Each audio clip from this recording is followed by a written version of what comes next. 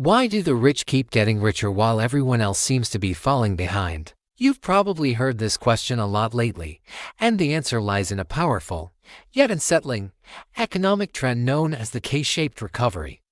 Imagine the letter K.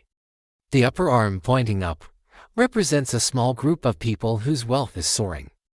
The lower arm, pointing down, represents the vast majority, whose financial situations are getting worse. This isn't just a theory, it's the reality for millions of people right now. So, who's on that upward path? It's the people who own assets, things like stocks, real estate, and other investments.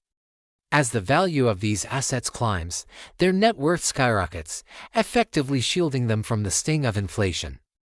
Meanwhile, for everyone else, life is getting more expensive. The cost of essential goods, food, gas, rent is rising much faster than wages. This creates a painful squeeze, where every dollar you earn buys less and less. One of the biggest divides is access to investment opportunities.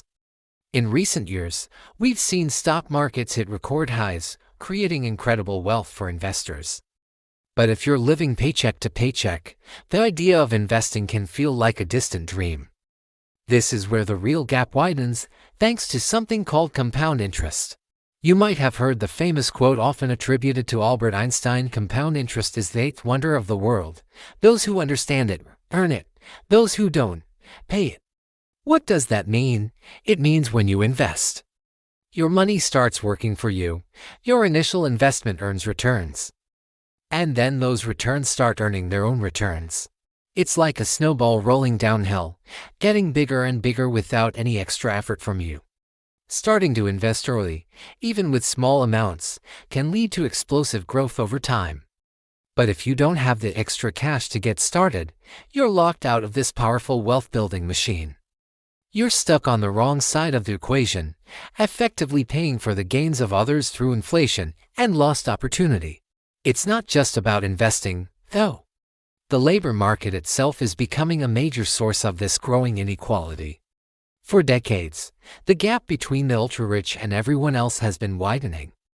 Back in 2021, the top 1% of earners in the U.S.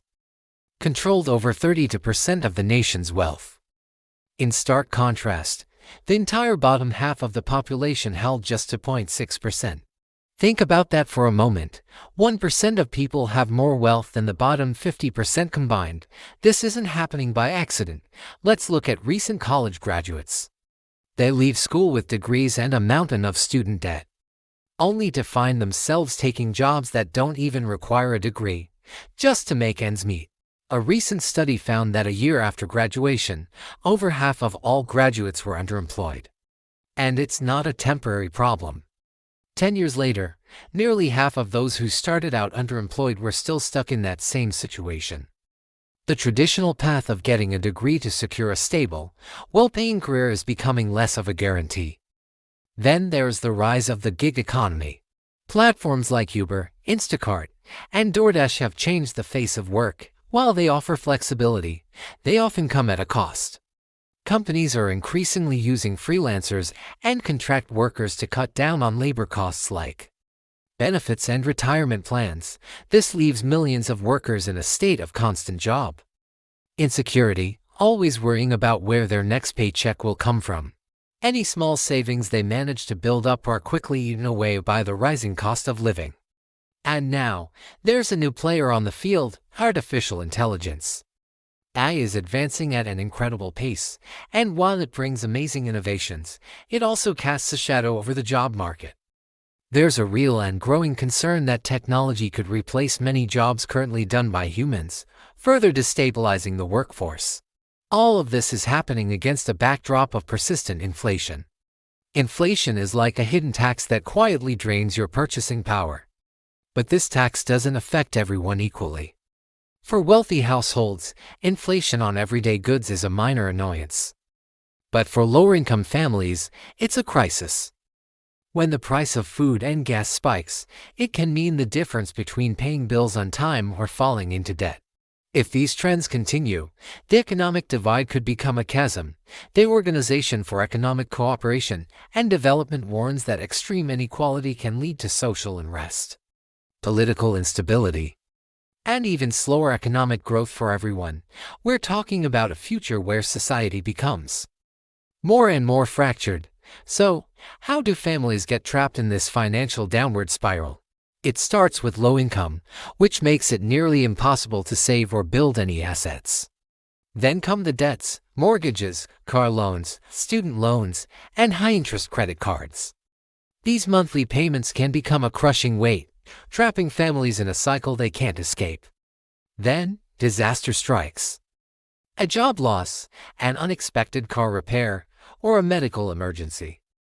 Without a safety net of savings, a single setback can be financially devastating. Emergency funds get wiped out in an instant. Once that happens, rebuilding is incredibly difficult, especially when you're already struggling to keep up with daily expenses. A serious medical issue can be the final blow, pushing a family into bankruptcy and a financial hole that can take generations to climb out of. This is the reality of the K-shaped economy. It's a system where wealth flows upwards, creating a cycle of prosperity for a few, and a cycle of debt and struggle for many. But it doesn't have to be this way. There are solutions. Public policies like raising the minimum wage, providing tax relief for the middle class, and investing in education and job training can help level the playing field. These measures can provide a ladder for people to climb out of the financial trap and start building a more secure future. Technology also plays a crucial role. While AI and automation pose challenges, they also create new opportunities. The key is to be strategic. By investing in reskilling programs and supporting workers as they adapt to new technologies, we can ensure that progress benefits all of society, not just a select few. Understanding this economic reality is the first step toward changing it.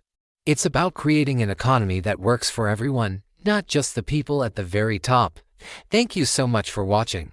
If this video gave you a new perspective, please consider liking it and subscribing to the channel for more content that breaks down the complex issues shaping our world. See you next time.